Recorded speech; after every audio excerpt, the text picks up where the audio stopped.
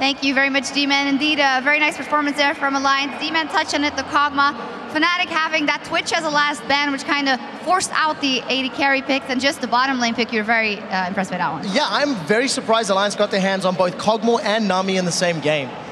When picks and bans rolled out, especially in Europe, they are the most contested AD carry and support picks. In the 16 games in GamesCom, there's been 7 Kog'Maw bans, there's been 6 Nami bans. After Kog was locked in, Krepo looked at me and said, Fnatic have to consider Nami.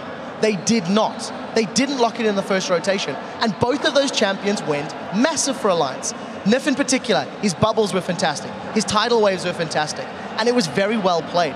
Fnatic, they played a bit recklessly with the Vayne, and they were risking it.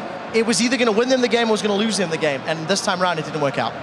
Yeah, I do agree with what you're saying there. I think there is one counter to Nami Kog, and I think a well-played Braum Tristana can beat it, but it requires outplay on the opposing side, while Nami Kog is just really solid as a lane. However, I think the difference wasn't made in the champion, but more in the playstyle. I think Nif played really well. A lot of things he did went unnoticed, but his positional play around the map was really good. He was in the right spot at the right time, and it's really hard to do that as a support because okay, the top lane's pushing in, you need to help your top laner defend that. Suddenly you need to go bottom.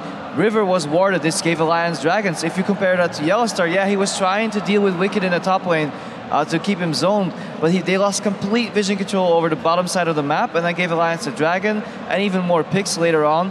And I'm just really impressed with the way Nif played, and a little disappointed in Yellowstar. I think he was drawn too far to the top lane, and he should just look at this game and say, maybe I could have been around the map a little more and just help my team a little more. Yeah, the Zilean pick really didn't really seem to work in any of the situations he was caught out in. Yeah, just to cut in again, the Zilean pick has a little bit of potential though with the speed up, but if you go around the map and you're not in your lane, you can run down mid lane, speed up TF, he will be able to get into gold card range, or you go down bottom, you stealth gank, and you speed up Maokai, suddenly he's in range to catch somebody, combine that with Elise coming in.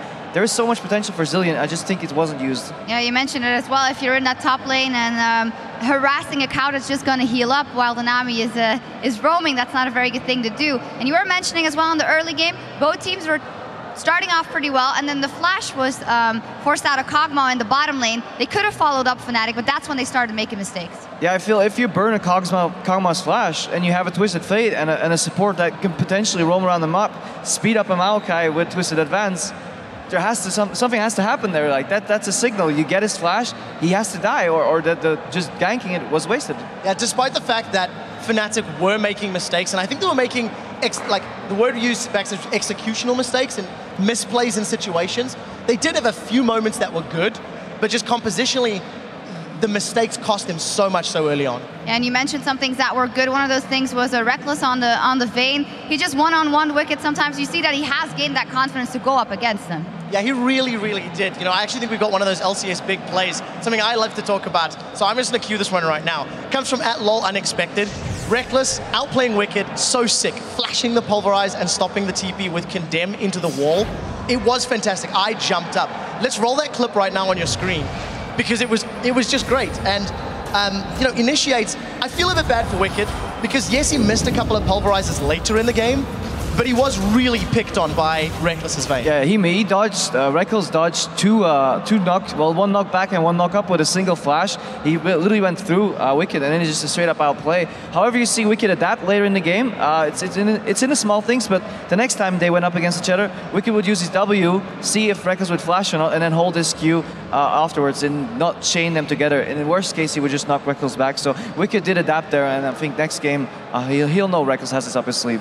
And maybe Reckless will adapt as well. It's something we saw in the first game, in the fourth game versus Rocket coming out of Fnatic, picking that Vayne, and it gets fed. And you even have a Zilean, yet there's not a lot you can do when you're making those communication mistakes all over the map as well. Let's actually take a look at a replay from a little later in the game, where, once again, they want to go all in on a Nami, but that doesn't pay off. No, it really doesn't. And just to set this up very briefly, if you look at the minimap, Reckless is looking to find a kill onto tabs near the top half of the map. And it feels like Peke, he popped his Destiny and may have had Soaz and Reckless maybe yelling in his ears, because he opted to go middle, opted to go for the support under the tower dive. Roll the clip out, and you'll notice that as Soaz and Peke are diving, trying to find a kill onto Nami, the rest of Alliance start grouping up and they start coming to re-engage and to punish. And this just summarizes the vast majority of the game.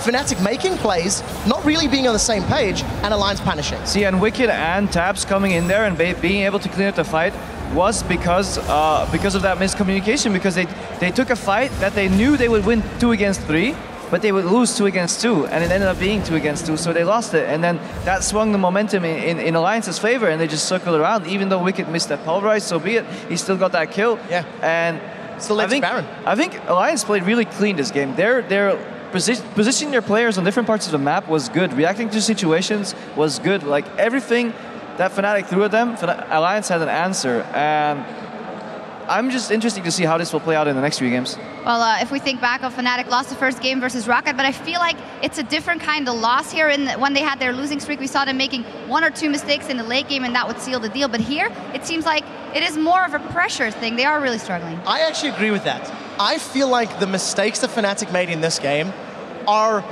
a tad uncharacteristic if you look at some of their other performances, and they are very, very marginal mistakes. You know, it's just very early on we've seen Pekka going top lane to try go for a TP gank, and instead of trying to just focus Nif and kill him, the team sort of splits and they try to get 2 kills instead of 1, get greedy. Shook is in the right place at the right time. He responds, kicks away the threat, and Nif gets out with his life.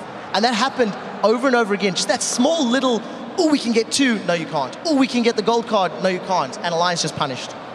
Yeah, Alliance just really reacting very well. Also, a few minor slip-ups here and there, so the pressure is on for both of these teams. Remember Froggen dying on bottom, he could have technically flashed that Cocoon, but I mean, let's not harp on these players. They made some sick moves as well. I believe Pekka sidestepped the fish like twice as well, so it's getting a pretty high level of League of Legends here, and I'm just like, I'm enjoying these matches. It's fun.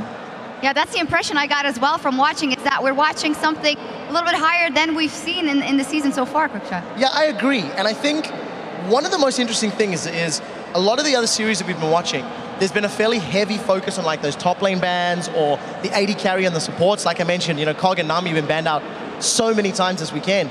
But this time, it is Pekka, it is Froggen that are being forced onto the non-traditional picks, while the so-called OP AD carries, the OP supports, Braum was up, Tristana was up, Maokai's up, Alistair's up.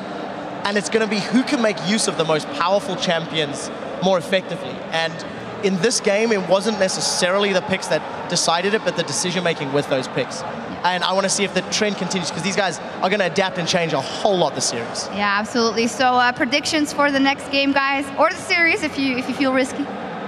I hope actually Fnatic goes for a 2v2, because I feel they got out-rotated by Alliance, or just out-positioned by Alliance, or if they just learn from this game and know that they have to spread their players more around the map, because that dragged Maokai down as well. They were harping on the Maokai pick a little bit, but he only went 0-3 because he had nobody near him in this side of the map, and Maokai's a CC champion. You need that follow-up, so Fnatic can win the next game if they play the way they did and just go for the laning phase. Yeah, I was just going to say, I'd like to see stronger laning champions. I feel like the lanes, mid and duo for Fnatic in this game, forced them into some lane shenanigans, which they fell behind in. I think Alliance did the lane swap well, they got the first dragons. Laning champions, and then look to a stronger mid game. All right, but we will see. We have to take a short break, but when we come back, it is game 2, where Fnatic will look to even up the series 1-1. Don't touch your browser.